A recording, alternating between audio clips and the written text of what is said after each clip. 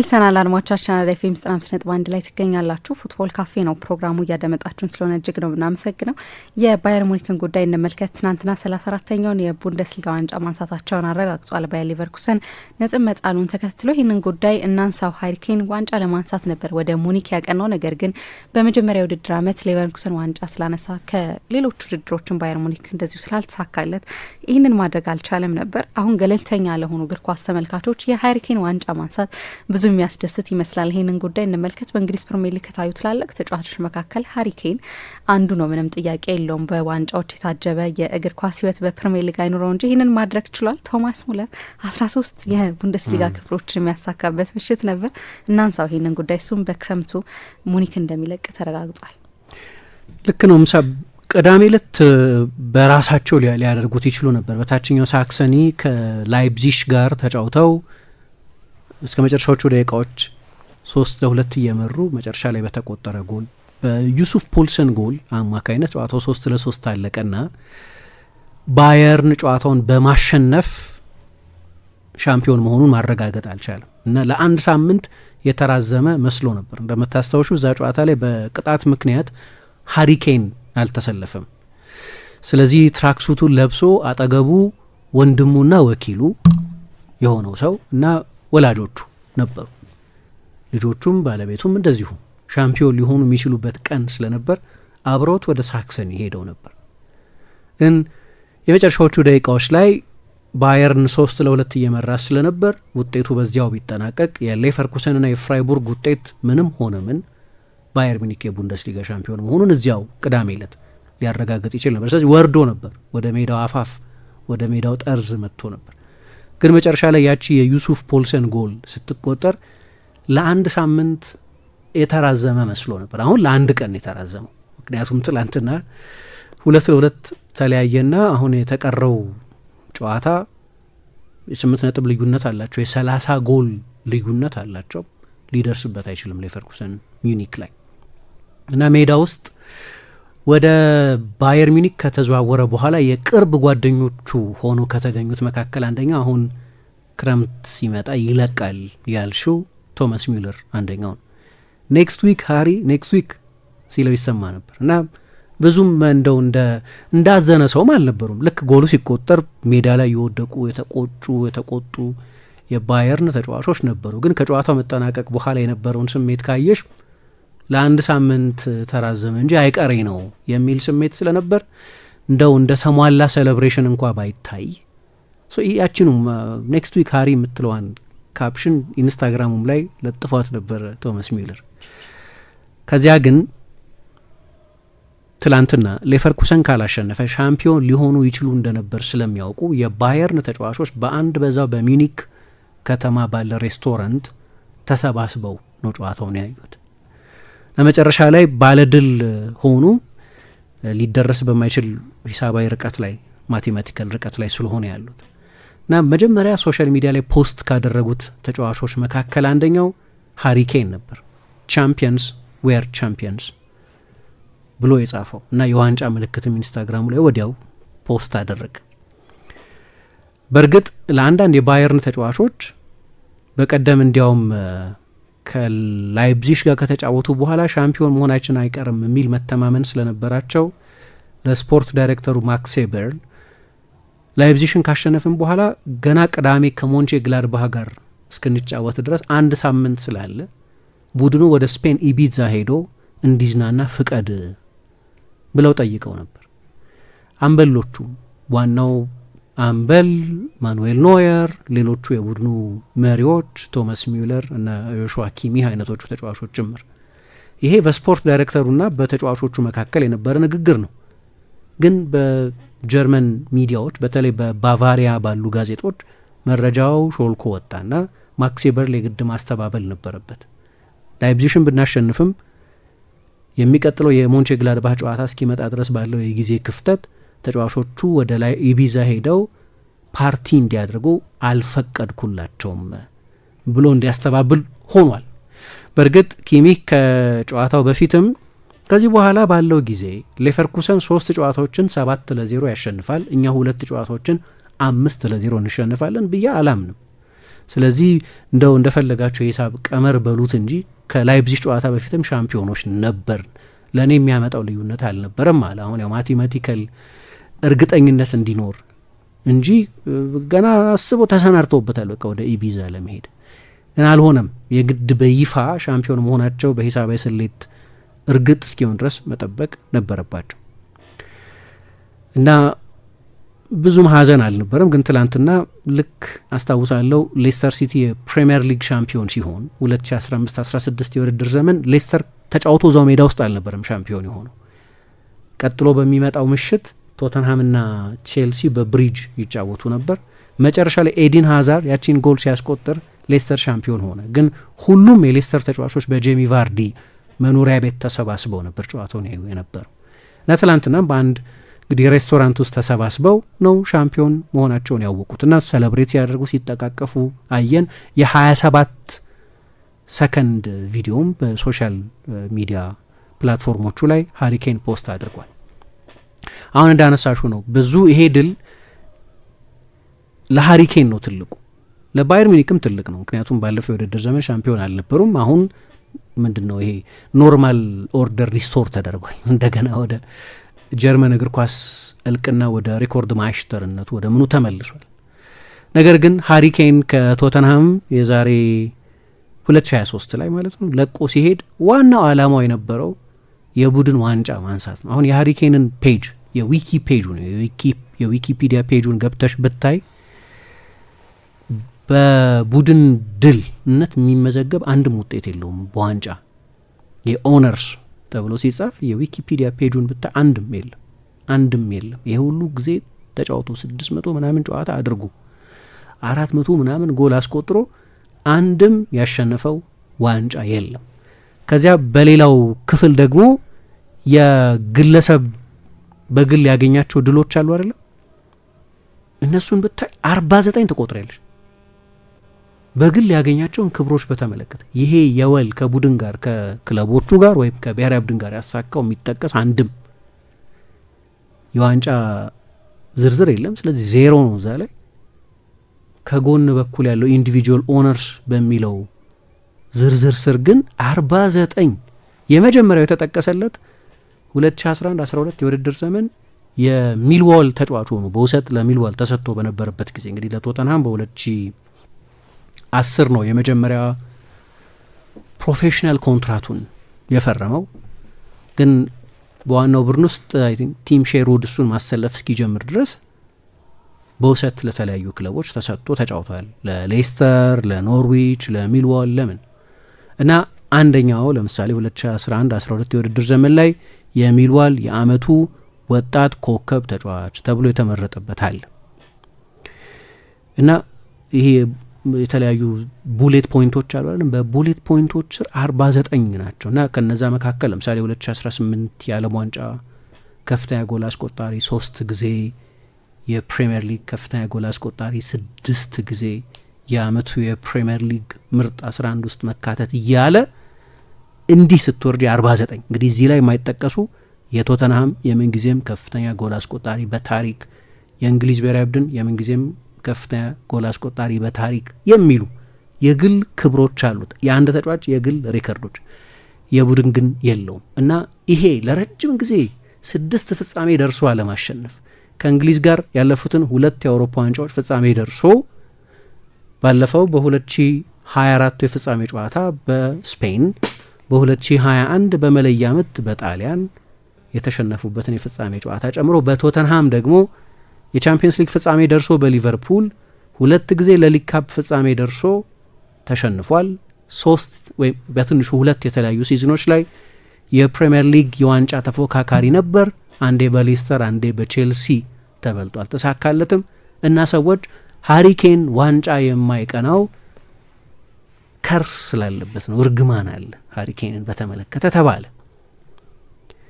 ግን ይሄ ነገር የጀመረው ደግሞ ረጅም ጊዜ ስለሆነ ሶሻል ሚዲያ ላይ በቃ እንደው እንደ አንድ ተቀባይነት እንዳለው ናሬቲቭ ይንሸራሸር ነበር። ምክንያቱም አንድ የቶርኔዮ የሚባል ውድድር አለ፣ ወጣቶች የሚሳተፉበት ውድድር፣ ዓለም አቀፍ ውድድር ነው። በውቡ አልጋርቬ በፖርቱጋል ተደርጎ በ2010 ለእንግሊዝ ከ17 ዓመት በታች ቡድን እየተጫወተ ለመጀመሪያ ጊዜ ሃሪኬን በተሳተፈበት ውድድር ሁለተኛ ሆኖ ጨረሰ። ተከታይነት የጀመረው ያን ጊዜ ነው። ከዛ ደግሞ በባየር ሚኒክ ከመጣ በኋላ ለ11 ተከታታይ ዓመታት የቡንደስሊጋ ባለድል የሆነው ባየር ሚኒክ ለመጀመሪያ ጊዜ ከ11 ዓመት የድል ግስጋሴ በኋላ ዋንጫ ሲያጣ በሃሪኬን የመጀመሪያው ሲዝን ሆነ እና ያ ናሬቲቭ የእርግማን ናሬቲቭ ከርስ የዋንጫ ከርስ የሚባለው ቀጠለ ማለት ደግሞ ኢቭን የቅዳሜው ጨዋታ ላይ እንደማይሰለፍ ሲታወቅ ባየር ሚኒክ መጨረሻ ላይ ብሎ ዋንጫ በሚያሰንድፍበት ጨዋታ ላይ ሃሪኬን አይጫወትም። ምን አይነት ያልታደለ ነው ምናምን ይባል ነበር። እሱ እንኳን የኔ ህይወት መሰለኝ ይሄ ያለ ከጨዋታው እንደተቀጣ ሲያውቅ የኔ ህይወት እንደዚህ ነው፣ ኒርሊ ነኝ፣ ጫፍ እየደረስኩ አይሆንልኝም ብሎ ተናገር። ግን በቃ ሶሻል ሚዲያ ላይ ሰዎች ሁሉ በተለይ የአርሰናል ደጋፊዎች፣ የቶተንሃም ትልቅ ተጫዋች አይደለም፣ በተለይ ግን የአርሰናል ደጋፊዎች ምክንያቱም ልጅ ሆኖ የአርሰናል አካዳሚ ተጫዋች ነበር። አርሰናል ኢንቪንስብል በነበረበት የ2004 ሲዝን ልጅ ሆኖ ጸጉሩን ቀይ ቀለም ተቀብቶ ያንን የአርሰናል መለያ ለብሶ ሴሌብሬት ሲያደርግ ይታይ ነበር። ከዚያ በኋላ ነው ከአርሰናል አካዳሚ የተቀነሰው እና ወደ ቶተንሃም ሄደ። ገሞ ከአርሰናል ጋር ባለው ፉክክር የሱን ያህል በርካታ ጎሎችን በሰሜን ለንደን ደርቢ ያስቆጠረ ተጫዋች የለም። ስለዚህ ይሄ የሶሻል ሚዲያ ባንተር ረጅም ጊዜ ተከትሎታል። ግን እኔ እንደሚገባኝ ማንም የእግር ኳስ ደጋፊ እግር ኳስ የሚወድ ሰው ሁሉ ገለልተኛ የሚሆን ማንም የእንግሊዝም የባየር ሚኒክም ደጋፊ መሆን የማይጠበቅበት ሰው ሁሉ እንዲህ አይነት ሞዴል ፕሮፌሽናል የሱፐርስታር ኢጎ የሌለው ይህንን ሁሉ ጎል አስቆጥሮ ይህንን ሁሉ ስኬት ይዞ የእንግሊዝ የምንጊዜም ከፍተኛ ጎል አስቆጣሪ ሆኖ ግን ኢጎ ማታይበት ጭምት እና የላቀ ፕሮፌሽናል ከዛ ደግሞ ምንድነው ይሄ ሰልፍ ሜድ የሆነ እንዲሁ ሃሪኬንን ስታዩ የተሰጠ ክህሎት ያለው አይደለም። ይሄ አንዳንዴ የተቀቡ የሚመስሉ ተጫዋቾች አሉ። ምሳሌ ልክ ሜሲን ወይ ላሚን ያማልን ወይ ማራዶና የሆኑ ተጫዋቾች ልክ እንዳየሻቸው የተሰጣቸው የሚመስሉ ተጫዋቾች አሉ። ሃሪኬን እንደዚህ አይነት ተጫዋች አይደለም። ለዛ ነው ከአርሰናል አካዳሚ የተሰናበተው። ከዛ ለምሳሌ ረጅም ጊዜ ክርስቲያኖን እንደ ትልቅ ክርስቲያኖ ሮናልዶ እንደ ትልቅ ሮል ሞዴል ያው ነበር ይባላል። ክርስቲያኖ ባለተሰጥኦ ተጫዋች ቢሆንም ግን ሁሉም ሰው የሚያነሳው የክርስቲያኖ አድናቂዎች የሆኑ ሰዎች በሙሉ የሚጠቅሱለት አንደኛው ነገር በላቡ በትጋቱ በልፋቱ በምኑ ያመጣው ነው አይደለ የሚባለው።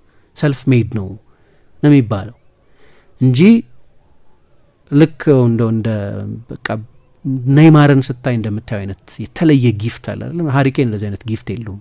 እንደው ለምሳሌ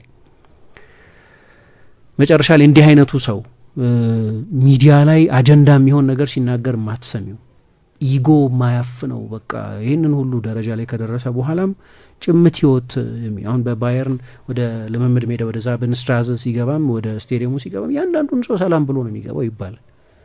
በጣም ትሁት ነው እና የፋሚሊ ቫሊዩ ያለው ሰው ነው። ከዛ ደግሞ ምርጥ ተጫዋች ነው። ምርጥ ተጫዋች የፖቼቲኖ ቡድን ውስጥ መጫወት ጎል ማስቆጠር ብቻ በቂ አይደለም። እንዲያውም አንድ ኦዝቫልዶ የሚባል ተጫዋች ነው እንደ ውሻ እንድንሰራ ነው የሚያደርገን ይላል። እንደዛ ነው የሚለው። የሳውዛምፕተን ተጫዋች በነበረበት ጊዜ አጥቂ ሆኖ የሚጫወት ተጫዋች እዛ ወክ እያደረገ መጫወት አይችልም ለፖቼቲኖ ቡድን። ስለዚህ 30 ጎልም እያስቆጠረ ከዛ ደግሞ ፕሬስ ያደርግ ይውላል። 12-13 ኪሎ ሜትር እየሸፈነ ይወጣል። 9 ቁጥርና 10 ቁጥር ሆኖ ይጫወታል። ጎሎች ያስቆጥራል። ግን በርካታ የመጨረሻ ኳሶች ደግሞ ለቡድን ጓደኞቹ ይሰጣል። መሪ ነው። በጮህ የማያስፈልገው ልክ እንደ ቀድሞቹ አንበሎች ተናጋሪ መሆን የማያስፈልገው ግን በምሳሌ የሚመራ ደግሞ በጣም የተዋጣለት ደግሞ መሪ ነው። ይህንን በእንግሊዝም ይህንን በቶተንሃምም ለአመታት አሳይቷል። ስለዚህ በዚህ ማነሩ ብቻ ዋንጫ ማሸነፉ ብዙን ሰው ደስ የሚያሰኝ ይመስለኛል። እንዳልኩት የአርሰናል ደጋፊ ምልበት ምክንያት ያው በአርሰናልና በቶተንሃም መካከል ባለው የኖረ የሚታወቅ የአንድ ሰፈር ባላንጣነት ምክንያት ማለት ነው። ባለፈው የውድድር ዘመን የቡንደስሊጋ ከፍተኛ ጎል አስቆጣሪ ነበር። ከሌቫንዶቭስኪ መልቀቅ በኋላ በጎሎች ከአንድ አጥቂ የሚጠበቀውን ኃላፊነት በመወጣት በኩል ያለምንም ጥርጥር ያንን ማድረግ ችሏል። ከሌቫንዶቭስኪ መልቀቅ በኋላ ለአንድ የውድድር ዘመን አንዴ በኤሪክ ማክሲም ቹፖሞቲንግ ሌላ ጊዜ ሀሰተኛ 9 ቁጥሮች በመጫወት በዛ መንገድ በዩሊያን ናግልስማን በኋላ በቶማስ ቱኸል ቦታውን ለመምላት ተሞክሮ ነበር። ባለፈው የውድድር ዘመን ይህንን አድርጓል። በዚህኛውም የውድድር ዘመን ለከፍተኛ ጎል አስቆጣሪነቱ ቀዳሚ ነው፣ እየመራ ነው። 11 የቻምፒየንስ ሊግ ጎሎች አስቆጥሯል። በዚህኛው የውድድር ዘመን እንደገና በየ72 ደቂቃው በጎሎች ላይ ይሳተፋል፣ አሲስቶቹን ከጨመርን ማለት ነው። ባለፈው የውድድር ዘመን ብዙ ወደ ኋላ እንዲመለስ አሰልጣኙ አይጫነውም ነበር። አሁን ወደ ኋላ ይመለሳል። ስለዚህ ለማይክል ኦሊሴ ይሁን ለሌሮይ ዛኔ ወይ ከመጎዳቱ በፊት ለጀማል ሙሲያላ እነዛን በቶተናም ያደርግ የነበረውን አይነት አስደናቂ ኳሶች በድጋሚ ይሰጣል። ግን ከሁሉ በላይ የቡድን ተጫዋች ነው፣ ጠንክሮ ይሰራል። የጎሎቹ ቁጥር ራሳቸው የሚናገሩለት ናቸው። በቡንደስሊጋ ታሪክ 60 ጎል ለማስቆጠር ጥቂት ጨዋታ የፈጀበት ተጫዋች በመሆን የኤርሊንግ ሃላንድ ሬከርድንም በዚህ ዓመት እንደዚሁ አሻሽሏል እና መጨረሻ ላይ ሆኖለታል። ግን የእሱ ስኬት ብቻ አይደለም፣ ይሄ የቬንሶን ኮምፓኒም ድል ነው። በእርግጥ የባየርን አሰልጣኝ ሆኖ ሻምፒዮን ለመሆን ትጥቅ ያዥ መሆን ይበቃል ይሉ ነበር ጆዜ ሞሪኞ። ያው ያኔ ጓርዲዮላን በነገር ተንኮስ ለማድረግ እሳቸው 2014-15 የውድድር ዘመን ላይ ከቼልሲ ጋር ሻምፒዮን ሆኑ። ጓርዲዮላ ከባየር ሚኒክ ጋር የጀርመን ሻምፒዮን ሆነ። ከዚያ ጨዋታ መጠናቀቅ በኋላ እዚህ ማሸነፍ በጣም ከባድ ነው፣ ግን አንዳንዴ ብልህ አይደለሁም መሰለኝ፣ ወደ እንግሊዝ ተመልሼ መምጣቴ፣ ብርቱ ፉክክር ወዳለበት ሊግ መምጣቴ ብልሃት አይደለም መሰለኝ። ምክንያቱም ኪትማን ዋንጫ ማሸነፍ በሚችልበት ሊግ ውስጥ ሄጄ በቀላሉ ዋንጫ ማሸነፍ ይችል ነበር አሉ። ስለማን እያሉ እንደነበር ብዙ ሚስጥር አልነበርም። የድሮ ጓደኛቸው በባርሰሎና ሳሉ ግን ደግሞ ትልቅ ተቀናቃኛቸው ሁለቱም ማድሪድና ባርሰሎናን በሚያሰለጥኑ ጊዜ ስለነበረው ሰው ሲናገሩ ነው። ግን ባለፈው የውድድር ዘመን ባየር ሚኒክ ዋንጫውን አጥቶ ነበር። አንድም ጨዋታ ሳይሸነፍ ሻምፒዮን በሆነው የሻቢ አሎንሶ ባየር ሌቨርኩዘን። ይሄ የውድድር ዘመን ሲጀመር የኮምፓኒን ለዚህ ስራ መመጠን ብዙ ሰው ተጠራጥሮ ነበር። ምክንያቱም አንደኛ ባለፈው የውድድር ዘመን ይሄው አሰልጣኝ በርንሌን ከፕሪሚየር ሊግ አወርዷል። ወይም እሱ የሚያሰለጥነው በርንሌ፣ እሱ ብቻ አይወርዱም፣ ግን በርንሌ ከፕሪሚየር ሊግ ወርዷል። ሁለተኛ የባየርን 6ኛ ምርጫ ነበር፣ ከ6ኛም ዝቅ ባይል። ምክንያቱም ቲያትር ነበር ባለፈው ክረምት። ባየርን ቶማስ ቱኸልን መጀመሪያ አሰናበት፣ ወይም ከፌብሩዋሪ አካባቢ ከአሰልጣኙ ጋር ተነጋገርና ይሄ የውድድር ዘመን ያብቃና እንለያያለን አላቸው ቶማስ ቱኸልን። ስለዚህ ቱኸል እንደሚለቁ የታወቀ ነበር። ከዛ ናግልስማንን መልሶ ለመቅጠር ኦሊቨር ግላስነርን ለመሾም ዲዘርቢ ወይም ራልፍ ራኒክ የተለያዩ አሰልጣኞች ስማቸው ሲነሳ የመጀመሪያ ምርጫቸው ለነገሩ ሻቢ አሎንሶ ነበር። ግን አሎንሶን በሌቨርኩሰን ለመቆየት ወሰነ። ብቸኛው ፈላጊው ሚኒክ አልነበረም። ሊቨርፑልም ማድሪድም የሚፈልጉት እንደሆነ እናውቃለን። ምናልባት በመጨረሻው ማድሪድ ላይ ይመጣ ይሆናል። ለሱም ግን ጥሩ አሰልጣኝ እንደሆነ ለማረጋገጥ በጣም አስፈላጊ ነበር። አሁን እንዲያውም ምን አለ ቶማስ ሚውለር ሰሞኑን፣ እኔ በባየር ሚኒክ ከጓርዲዮላ መልቀቅ በኋላ የኮንቲኒቲ አሰልጣኝ አልነበረንም ማለት። አሰልጣኝ ይመጣል ይሄዳል። በጣም የተሳካለት ሃንዚ ፍሊክ ሳይቀር ከሀሳን ሳሊሃሚድዚች ጋር በነበረው ልዩነት ምክንያት ነው የለቀቁት እና 1 ዓመት ከ6 ወር ገደማ ነው ያሰለጠኑት ባየር ሚኒክን።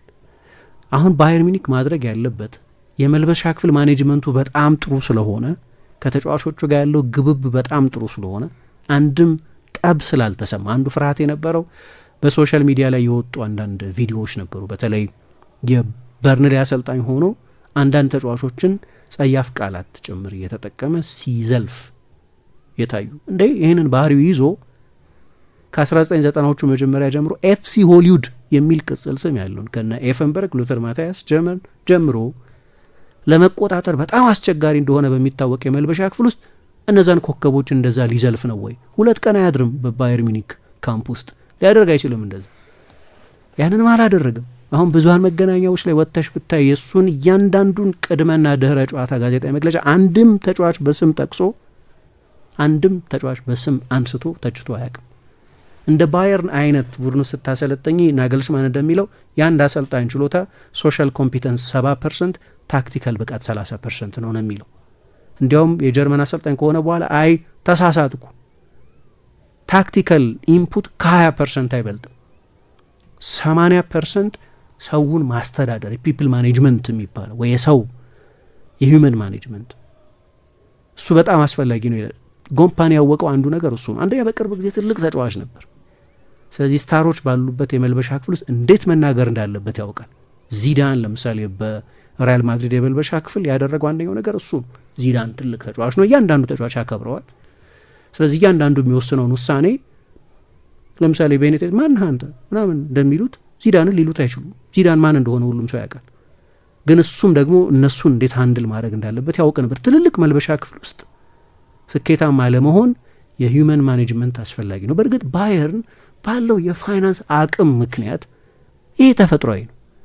ያንን አለማደፍረስ ብቻ ነው የሚያስፈልግ የነበረው። እኔ ብዙም አያስደንቀኝም። ቀጥሎ ካለው ቡድን ከእጥፍ በላይ የሆነ የፋይናንስ አቅም ያለው ቡድን ሻምፒዮን ሲሆን ኖርማል ነው። ይሄ በጣም ኖርማል ነው።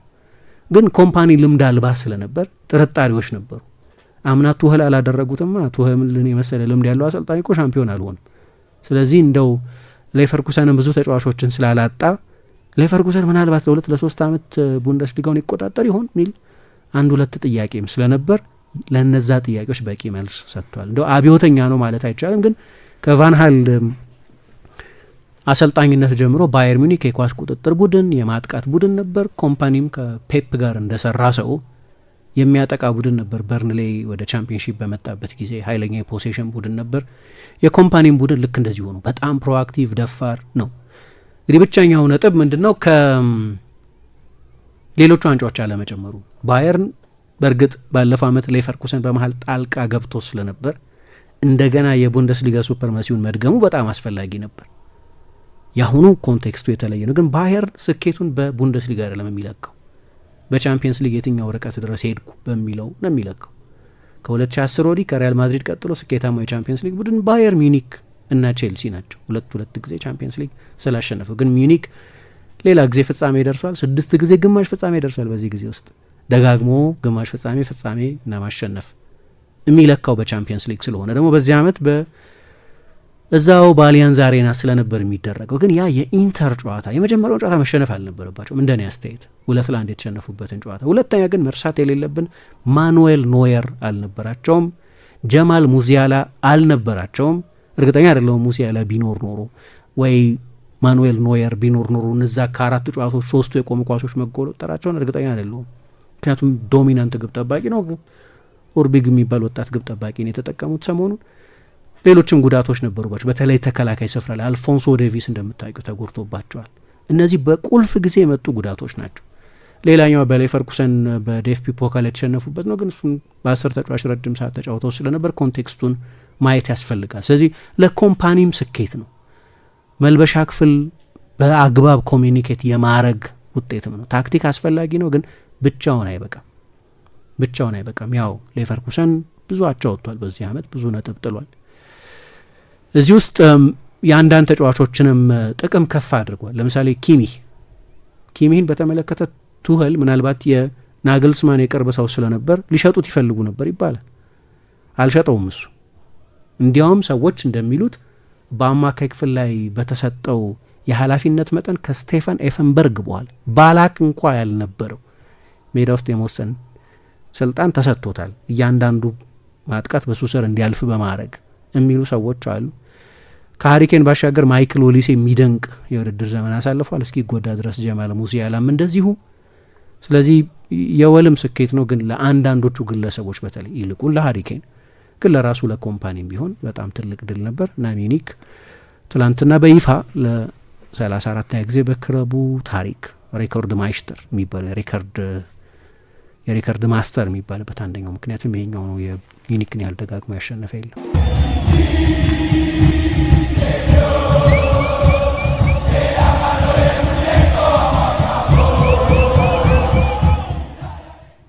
ተመልሰናል አድማጮቻችን። የሪያል ማድሪድን ጉዳይ እንመልከት። ወሳኝ ድል ነበር በቤርናባው። እናንሳው ይሄንን ጉዳይ። አትላንትና ሴልታ ቪጎን 3-2 አሸንፏል። ማድሪድ በቀላሉ አያሸንፍም። በጭንቅ ነው መጨረሻ ላይ የሚያሸንፈው። ትላንትና ጨዋታው እንደዛ የሚወሳሰብ አይመስልም ነበር። በጣም ድንቅ ጎል ትላንትና ከሮድሪጎ ይልቅ የመሰለፍ እድል የሰጡት አርዳ ጉለር አስቆጠረ። ሌላ አስደናቂ ጎል ኪሊያን ምባፔ 2 ጎሎች አስቆጠረ። ግን አንደኛው ጎል ደግሞ በዚሁ በአርዳ ጉለር የተሰጠ የመጨረሻ ኳስ ነበር። ነገር ግን ማድሪድ አሁን ያለፉትን 16 ድሎቹን ብታይ 16 ተከታታይ ያሸነፋቸውን ጨዋታዎች ፌብሩዋሪ 23 ዢሮናን 2-0 ካሸነፈበት ጨዋታ ወዲህ ያሉትን 16 ጨዋታዎች ብታይ በአንድ የጎል ልዩነት ብቻ ነው የሚያሸንፈው። ልክ እንደ ትላንት ነው 3-2። ስለዚህ የመጨረሻዎቹ ደቂቃዎች ድራማዊ የመሆን እድላቸው በጣም ሰፊ ነው። ትላንትና እንደዛ ነው ይሆን። ሴልታ ቪጎ ጥሩ ቡድን እንደሆነ እናውቃለን። በቅርብ ጊዜ ባርሴሎናን ፈትኗል። ግን እንደ ሌሎቹ በርካታ ጨዋታዎቹ አሁንማ ጉዳትም አለ። አሁን ትላንትና ለምሳሌ የሹዋሜኒን በድጋሚ ወደ ኋላ መመለስና የመሀል ተከላካይ ማድረግ ከራውል አሴንሲዮ ጋር ማጣመር ነበረባቸው። ሉካስ ቫስኬዝ የቀኝ መስመር ተከላካይ ሆኖ ጀምሯል እና መጨረሻ ላይ ብዙ መጨነቅ ነበር። ግን ጨዋታው እንደተጀመረም አካባቢ 2 የሶቴሎ ክሮሶች ናቸው መሰለኝ ሊያስቆጥራቸው ይችል ነበር። አንደኛውን በእርግጥ በሚያስደንቅ ሁኔታ ቲቡ ኩርቱ አድኖበታል። ሌላኛውን አሴንሲዮ የቀድሞ የማድሪድ አካዳሚ ውጤት ነበር። ማርኮስ አሎንሶ የቀድሞ የቼልሲ ተጫዋች በኋላ በቅርብ ጊዜ ባርሴሎና ተጫዋች ነበር።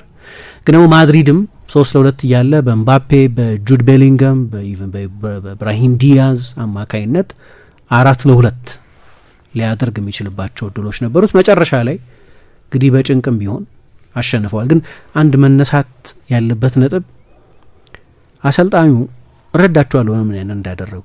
አሰልጣኙ አንቼሎቲ ብዙ ጉዳት አለባቸው አይደለም። ትላንትና 6 ተከላካይ ነው በጉዳት ምክንያት ያጡት። አንዳንዶቹ ደግሞ ለረጅም ጊዜ ከሜዳ የሚርቁ ተጫዋቾች ናቸው። ለምሳሌ ሩዲገር ሰርጀሪ አድርጓል። ስለዚህ ከዚህ በኋላ ባሉት የላሊጋ ጨዋታዎች ቅጣትም አለበት፣ ግን በጉዳቱ ምክንያት አይሰልፍም። ዳቪድ አላባ ልክ እንደዚሁ ነው እያለን ብዙ ተጫዋቾችን በጉዳት ምክንያት ቡድኑ አጥቷል። የሚታወቀው ባለፈው ክረምትም ለምን ተጨማሪ መሀል ተከላካይ አላመጡም? የሌኒ ዮሮ ዝውውር ሳይሳካ ከቀረ በኋላ እሺ ከ20 ሚሊዮን ዩሮ በላይ አንከፍልም አሉ። እሱ ውሳኔያቸው ነው። ከዛ በላይ ከፍሎ የሚወስደው ሌላ ክለብ ተገኘ። ግን ሌላ ምትክ ማምጣት ነበረባቸው። ሌላ ከናቾ መልቀቅ በኋላ የፈረመ ተጫዋች አልነበረም። ኤደር ሚሊታኦ የኤሲኤል ጉዳት አለበት። ዳኒ ካርቫሃል የኤሲኤል ጉዳት አለበት። እንደዛም ሆኖ ጥር ላይ ሪያክት አላደረጉም። ተጨማሪ ተጫዋች አላመጡም። አሴንሲዮ እኮ ድንገት ነው የተገኘው ከአካዳሚ የወጣ ተጫዋች ነው። ስለዚህ አሰልጣኙ የቀራቸው ብቸኛው የመሀል ተከላካይ እሱ ስለሆነ ቀይሮ አስወጡት እና ወጣት ተከላካይ አስገቡ። በዛው ተመሳሳይ ጊዜ ኢያጎ አስፓስ አሁን በእያንዳንዱ የሴልታ ጨዋታ የሚጀምር ተጫዋች አይደለም፣ የኢምፓክት ሰብ ነው። ከተጠባባቂ ወንበር እየተነሳ ነው የሚገባው። ሁለቱ የጨዋታውን መልክ ገለበጡት እና ከዛ በኋላ ሴልታ ቪጎ 2 ጎሎች አስቆጠረ። በእርግጥ አንደኛው ከማዕዘን ምት የተቆጠረው ጎል ማዕዘን ምት አልነበር፣ ኮርና አልነበር። አርቢትሩ ሂልማን ዛኖ የሚባሉት አርቢትሩ ናቸው የማዕዘን ምት የሰጡት እና አሰልጣኙ እንግዲህ ከዚህ በላይ አንችልም አሉ። አሁን የሚቀጥለው ሳምንት ላይ ኤል ክላሲኮ አለ አይደለም። በጨዋታው የመጨረሻዎቹ 25 ደቂቃዎች ውስጥ አሴንሲዮን ደግሞ አቆይቼ ሜዳ ውስጥ ለሌላ ጉዳት ማጋለጥ እንዲህ አይነት ሪስክ መውሰድ አልፈለግኩም የሚል አስተያየት ነው ከጨዋታው በኋላ የሰጡት። ግን አንድ ምን ታስተውያለሽ? ይሄ የካስቲያ ልጅ ከሹዋሜኒ ጋር በጣም ተመሳሳይ ተጫዋች ነው። አሴንሲዮ ኤክስፕሎሲቭ ተጫዋች ነው። ሹዋሜኒ የበለጠ ፖዚሽናል ተጫዋች ነው። 2 ፖዚሽናል ተከላካዮች ናቸው አንድ ላይ የተጫወቱት። ስለዚህ እነዛ ሙቭመንቶች የሴልታ ሙቭመንቶች ከፍ እያሉ ሲመጡ እነዛን ትራክ የሚያደርግ የሚቆጣጠር ተጫዋች አልነበርም። ያኮቦ ራሞን የሚባል ልጅ ነው ቀይረው ያስገቡት እና አስቸጋሪ ሳምንት ነው እንደምታውቂው። ጉዳቶቹ አሉ። አንቼሎቲ ከብራዚል ኤፌ ጋር እየተነጋገሩ ነው። ከሪያል ማድሪድ ካሳ ይፈልጋሉ። ማድሪድ እንግዲህ ብዙ መጥፎ ሁኔታ ውስጥ ያለ ነው። ግን በሚቀጥለው ሳምንት ኤል ክላሲኮን ካሸነፈ በእርግጥ ባርሳ በ2 ጨዋታዎች ነጥብ መጣል አለበት። ግን ቀላል ጨዋታዎች አይደሉም። አንደኛው ለምሳሌ ከቪያሪያል ጋር መጫወት፣ ከሜዳ ውጪ ከቢልባኦ ጋር መጫወት አለበት። በእነዚያ ጨዋታዎች ነጥብ የሚጥል ከሆነ ሻምፒዮን ሊሆን ይችላል። በነገራችን ላይ ምሳ በሪያል ማድሪድ በጣም የሚገርም ነገር አለ። ለመጨረሻ ጊዜ አሁን ሰሞኑን ህይወታቸው ያለፉት ሆላንዳዊ አሰልጣኝ ሊዮ ቤንሃከር የሚባሉት ከ1987 እስከ 1989 ድረስ ያ ብዙ የአካዳሚ ተጫዋቾችን ተጠቅሞ ሻምፒዮን የሆነው የነ ቦትሬጊኞ የነ ሚሼል ቡድን 3 ጊዜ በተከታታይ ሻምፒዮን ከሆነ በኋላ ሌላ አሰልጣኝ በማድሪድ አሰልጣኝነት 2 ተከታታይ አመት የላሊጋው ሻምፒዮን ሆኖ አያውቅም። ከዛ በኋላ 6 የተለያዩ የባርሴሎና አሰልጣኞች ክራይፍ፣ ጓርዲዮላ፣ ቫልቬርዴ፣ ኤንሪኬ አይነት አሰልጣኞች 2 ተከታታይ አመታትን ቫንሃል ሆነዋል። ግን በሪያል ማድሪድ እንደዚህ የለም፣ ኮንቲኒቲ የለውም። ለምሳሌ የመጨረሻ ጊዜም ተከታታይ 2 አመት ላሊጋ ያሸነፈው 2007-8 እና ከዛ በፊት የነበረው 2006-7 ሲዝን ግን ሁለቱ በተለያዩ አሰልጣኞች ስር ነው። አንደኛው በፋቢዮ ካፔሎ፣ ሁለተኛው በቤን ሹስተር ስር ነው የነበረው እና አንቼሎቲ ለ30 ምናምን አመት ተከታታይ አመት ቡንደስሊጋ ማን ነው ላሊጋ አሸንፎ የማያውቅ ቡድን ውስጥ በአንድ አሰልጣኝ ስር ማለት ነው የመጀመሪያው ለመሆን እድል አላቸው። ግን ኤል ክላሲኮ በጣም ወሳኝ ነው። እሁድ በጥሩ ሰዓት ነው የሚደረገው፣ ብዙ ሳይገፋ ሰዓቱ። ስለዚህ የበለጠ ኮንሲኩዌንሻል ይሆናል። ትላንትና ነጥብ ቢጥሩ ኖሮ ያልቅ ነበር፣ ላሊጋው ያልቅለት ነበር። በቀደም ባርሳ አሸንፎ ስለነበር ግን በጭንቅም ቢሆን እድል አድርገው ወጥተዋል። ትናንትና የተደረጉትን ጨዋታዎች ለመመልከት ሞከርን። አድማጮቻችን የነበረን ቆይታ ይህንን ይመስል ነበረ። ሌሎች ፕሮግራሞች ከአራዳ ኤፍ ኤም ወደ እናንተ መድረሳቸውን ይቀጥላሉ። መልካም ጊዜ እንላችሁ።